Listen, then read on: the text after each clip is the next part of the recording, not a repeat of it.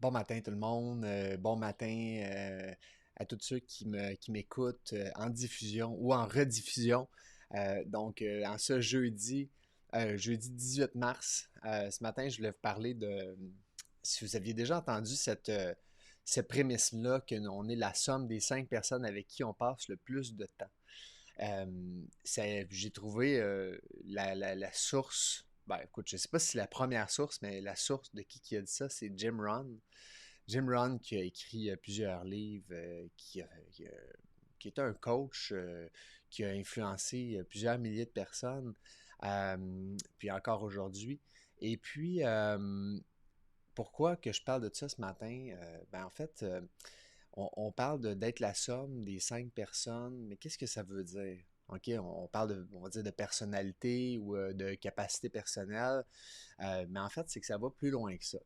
Si on prend la liste des 5 personnes avec qui on passe le plus de temps, puis là, on prend toujours des personnes que c'est les gens qu'on a choisis, là, nos enfants, nos parents, c'est des gens qui sont dans notre vie, mais c'est pas nécessairement des gens qu'on a choisis à proprement dit.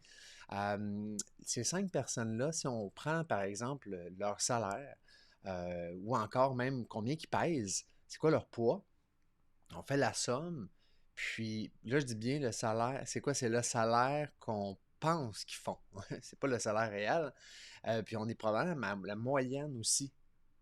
Oh, ok, première fois que j'ai entendu ça, je me suis dit, ben non, mais si tu y penses vraiment, puis tu fais l'exercice, il y a une partie de logique dans ça. Ok?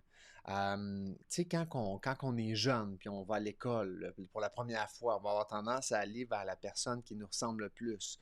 On va dans un événement, on va aller par la personne on va dire, qui a le même style vestimentaire, qui a le même, plus ou moins le même âge, ou encore qui va avoir la même origine. On va avoir tendance à se placer proche d'une personne qui est proche de nous, ou mais là, on peut déstabiliser. On dit, OK, on va oser. Oui, OK. Mais d'ordre général, c'est ce qu'on va avoir tendance à faire. Hein.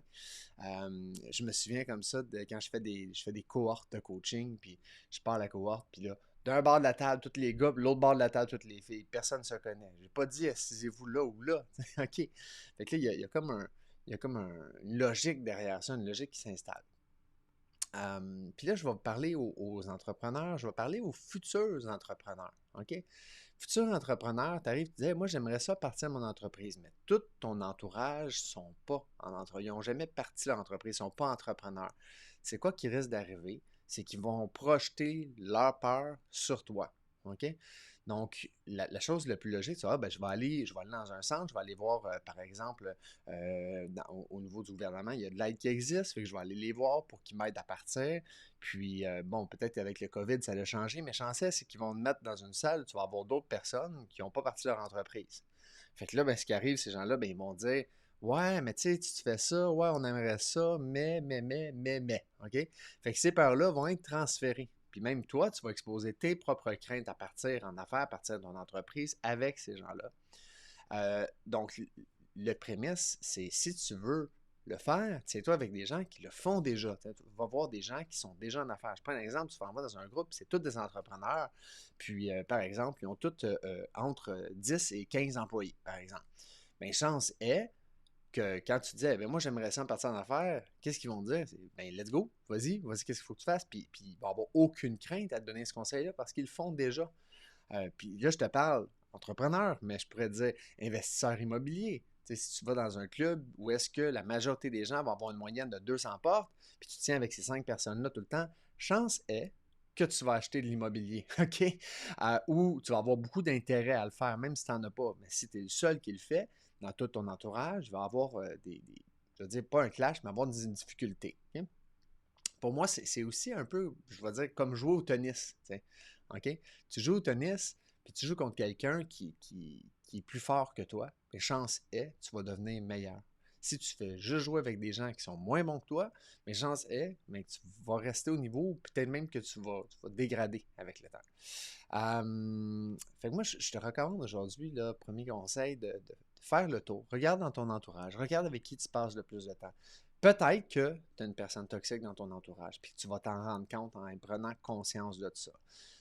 Ou peut-être que deux, tu aurais des gens que tu aimerais aussi côtoyer plus. Fait que moi, je dis, si tu n'as pas de personnes toxiques, ben, il y a peut-être des gens, tu pourrais dire, hey, je vais continuer à les voir, mais avec un espacement plus grand et laisser la place pour voir des gens avec qui tu as une source d'inspiration et qui t'inciteraient à devenir soit meilleur dans un aspect de ta vie ou encore dans un type de personnalité que tu aimerais ça devenir. Tu aimerais ça devenir plus patient, tu aimerais ça devenir plus sage, plus. Bon. Euh, donc, c'est mon conseil, fait que c'est pas nécessairement de couper les ponts, mais plutôt de prendre des gens qui vont avoir, tu sais, par exemple, il y a des gens qui aiment ça se lever tôt le matin. OK, bon, c'est un exemple, puis je le dis en riant, puisque j'ai commencé à venir avec des gens qui aiment ça se lever tôt le matin. Mais l'impact que ça a, ben, j'aime ça me lever tôt le matin. Fait que ça m'a influencé à me lever tôt. Hein? Fait que je te pose la question, qui aimerais-tu devenir, avec qui tu aimerais ça passer plus de temps? Autant personnel ou professionnel, mais passe du temps avec qui tu aimerais devenir. Ouais, c'est ça, passe du temps avec qui tu aimerais devenir. Fait que merci d'être là, merci à ceux qui sont là en live, merci à ceux qui l'écoutent en rediffusion, qui me le disent, qui m'écrivent. Merci de vos likes, partages, share, et on se dit à très bientôt.